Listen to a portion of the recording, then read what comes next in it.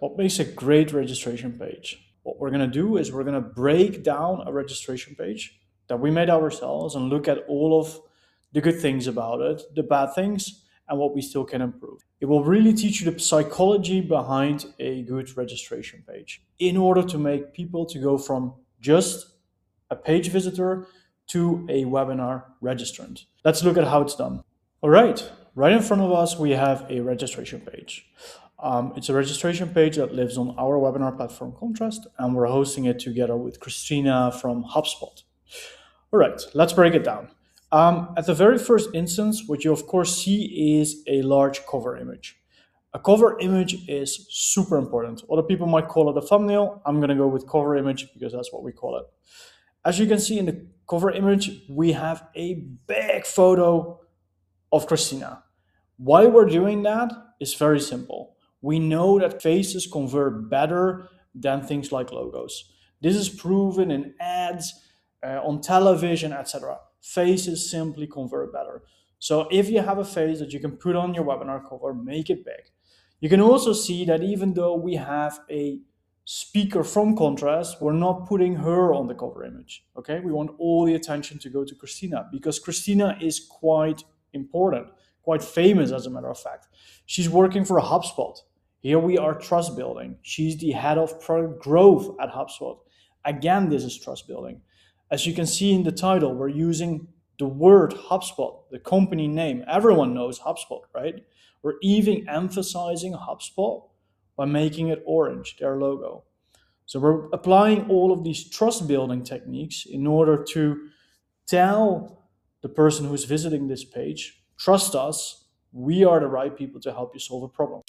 Then, of course, what we are further doing is we're repeating the title. You can repeat the title exactly in the title of your webinar, but you can also do a dual play, right? Where the title of your webinar is the title, and then in the cover image, you have a slightly different angle. This is possible. In this instance, we chose to do the same thing. We might change it in the future if we see that the registration page is not working as we want it to work. But I think for now, we're good. Something else that is super important is we're making it relevant for the person that's visiting this page. And we're doing that through talking about the subject very, very specifically, right? Somebody that has a bakery is not going to be interested in this webinar because we're talking about traffic and demand, okay? Then what we're doing is something quite smart, is we're using here a big number that is a result of a strategy. When we're talking about webinars, we want to make sure that we very clearly communicate what is the problem that you have and what is the solution. So these things always work in tandem. And I think if we look at and analyze the webinar registration page in a second further, you will see that we're trying and using this technique in order to make clear to the user, okay, you have a problem, here's the solution to it. Few other things that you might notice here is that we have a date and time. We split up the time because we have an audience that is in the US and we have an audience that is in Europe, okay? So we make it as easy as possible for the person who's visiting this page to understand when is this webinar taking place. And right here we have Powered by Contrast. Slight nudge. What we're doing is we're putting our brand name on there so that if somebody shares this on LinkedIn, for example, people still understand it's hosted by Contrast. As you can see right here, we are opening the registration page with a title. As I said before, we always want the title to include something like a number, a result that people can relate to, right? This is important because if you don't do it and you make it too fuzzy, people will firstly think, is this for me? And then they will question, is it worth my time attending this webinar or not? I think a title like this can convert people simply because we have applied a few other tricks, okay? So AI search, it's right now February 2026. Everyone is talking about AI search. So it's a super, super relevant topic. We're also stressing the number 2026 to further prove, okay, it's relevant right now. And because it's hosted in February, a lot of people will actually think, okay, that gives me enough time this year to still make improvements on my strategy. And we're further building on that in the description, right? So we assume that the person has read the title. That's the biggest thing on the page. That is logically what the eye goes to.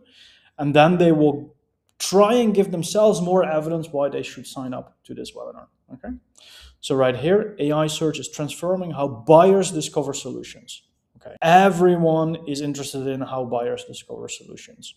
You might today get your customers through SEO, but as it's saying here, AI is transforming that, right? Most marketeers are missing the opportunity. Super, super important. This says, first of all, this webinar is for marketeers, but it also creates this fear of missing out, right? You're going to miss the opportunity if you don't continue reading. In 2025, 60% of Google searches, we're talking about something very specific, resulted in 0 clicks, while conversational AI platforms like ChatGPT, Perplexity, and Google's AI Overview became the new front door for customers. This is so important because it shows that something has changed, but at the same time that an opportunity exists to tap into. We leave it there. What we're now going to do is continue to build trust. We just told the user or the visitor that they have a problem. There is a solution. Why should they trust us to help them solve that? Join Christina Clark, Head of Product Growth, big job title, at HubSpot. Everyone knows HubSpot. And then we attach it to a result that she has gotten thanks to her strategies, right? An increase in AI referral traffic by 40%. That's huge. Everyone wants that. You would be crazy not to want that. In this webinar, she's going to share the frameworks, tools, and tactical approaches. This is important because it again shows the user there's a solution. Then we're going to lay out flat what you're going to learn by attending this webinar. We use a bullet point to make sure that it's easy for the person that's scanning this page, reading this page, to scan the information. So far, everything is going good.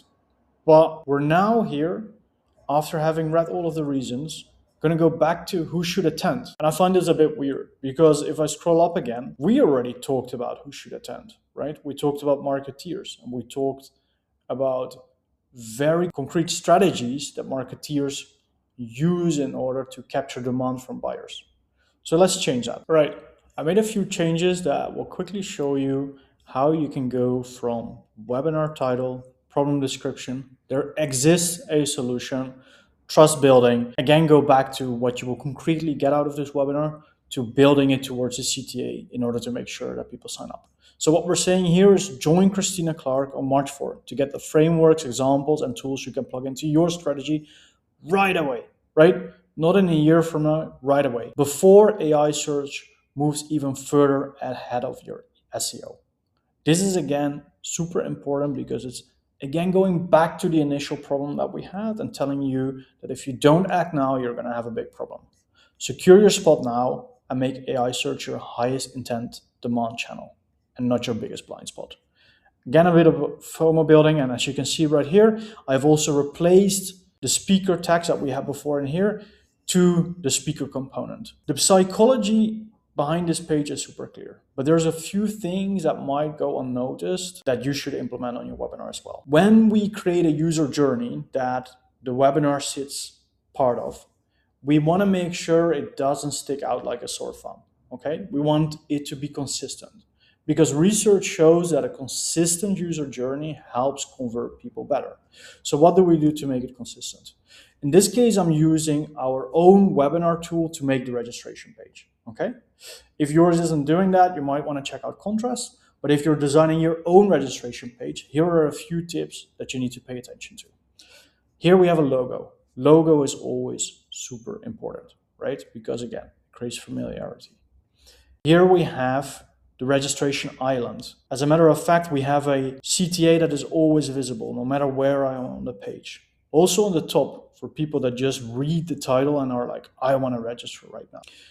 We stress again that it's an online event because some people might think, well, do I need to be somewhere in order to see this event? We let you know when it is. This is contextual information. Sure, March 4, I know the concept of date and times, but in 15 days, that's a little more than in 2 weeks. These are simple nudges that help the user understand, okay, what are we actually talking about? Here is the calendar component, right? Like I said before, we use bullet points to make it easy to scan the page. We use bold text to emphasize certain things. Here we have speaker information at the end of the webinar in case the registration page wasn't enough for a person to be convinced. Here's again a little bit of extra juice so people can think, oh, this webinar is for me, because we trust Christina. She's the head of product growth at HubSpot, right? Right here at the bottom, we have older replays.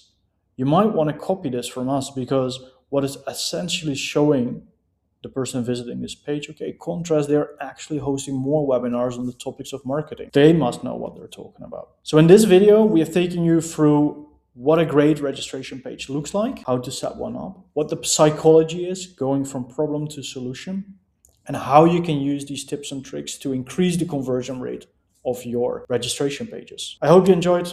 Thanks.